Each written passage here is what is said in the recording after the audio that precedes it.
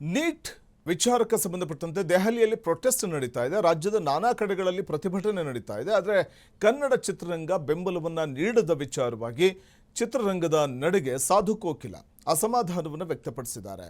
ಇದು ಸರಿಯಾದ ನಡೆಯಲ್ಲ ಅಂದಿದ್ದಾರೆ. ನೀಟ್ ಪ್ರೊಟೆಸ್ಟ್ಗೆ ಕನ್ನಡ ಚಿತ್ರರಂಗ ಬೆಂಬಲವನ್ನು ನೀಡದೇ ಇರುವಂತಹ ವಿಚಾರವಾಗಿ ಪ್ರತಿಕ್ರಿಯೆ ಕೊಟ್ಟಿದ್ದಾರೆ. ಅಸಮಾಧಾನ ಹೊರಹಾಕಿದ್ದಾರೆ ಚಿತ್ರರಂಗದ ನಡೆಗೆ. ಇದು ಸರಿಯಾದ ನಡೆಯಲ್ಲ. ಯಾರೋ ಒಬ್ರು ಮಾತಾಡಿದ್ರೆ ನೆಗೆಟಿವ್ ಕಮೆಂಟ್ಸ್ ಬರುತ್ತೆ ಅನ್ನುವಂಥ ಭಯನ ಅಂತ ಪ್ರತಿಕ್ರಿಯೆ ಕೊಟ್ಟಿದ್ದಾರೆ. ಪಾಕಿಸ್ತಾನದಿಂದ ಫಂಡ್ ಬಂದಿದೆ ಅಂತ ಪ್ರಚಾರ ಮಾಡ್ತಾರೆ.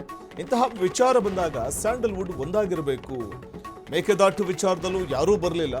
ಸೆಲೆಬ್ರಿಟಿಗಳ ವಿರುದ್ಧ ಸಾಧು ಕೋಕಿಲ ತೀವ್ರ ಅಸಮಾಧಾನವನ್ನ ಹೊರಹಾಕ್ತಾ ಇರುವ ಪರಿ ಇದು.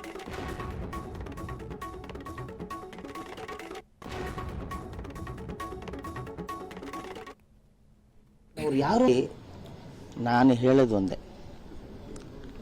ಪಕ್ಷ ಯಾವುದೇ ಆಗಿರಲಿ, ಆಡಳಿತ ಯಾರದೇ ಆಗಿರಲಿ, ವಿದ್ಯಾರ್ಥಿಗಳ ಭವಿಷ್ಯ ತುಂಬ ಇಂಪಾರ್ಟೆಂಟ್. ನಾನು ಕೂಡ ನೋಡಿದೆ, ನಿನ್ನೆ ಇಡೀ ರಾತ್ರಿ ನೋಡ್ತಾ ಇದ್ದೀನಿ. ಅಷ್ಟು ಘೋರವಾಗಿ ವಿದ್ಯಾರ್ಥಿಗಳನ್ನ ನಡೆಸ್ಕೊಳ್ಳೋದು. ಆ ದೊಣ್ಣೆಗೆ ಮೊಳೆ ಹೊಡೆದಿದ್ದಾರೆ, ಇಷ್ಟಿಷ್ಟುದ್ದ ಮೊಳೆ, ಅದರಲ್ಲಿ ಹೊಡಿತಾ ಇದ್ದಾರೆ. ಅಂದರೆ ನಮ್ಮ ದೇಶದ ಪ್ರಜೆಗಳು ಯಾವುದಕ್ಕೂ ಲೆಕ್ಕ ಇಲ್ವಾ? ವಿದ್ಯಾರ್ಥಿಗಳು ಲೆಕ್ಕಕ್ಕಿಲ್ವಾ?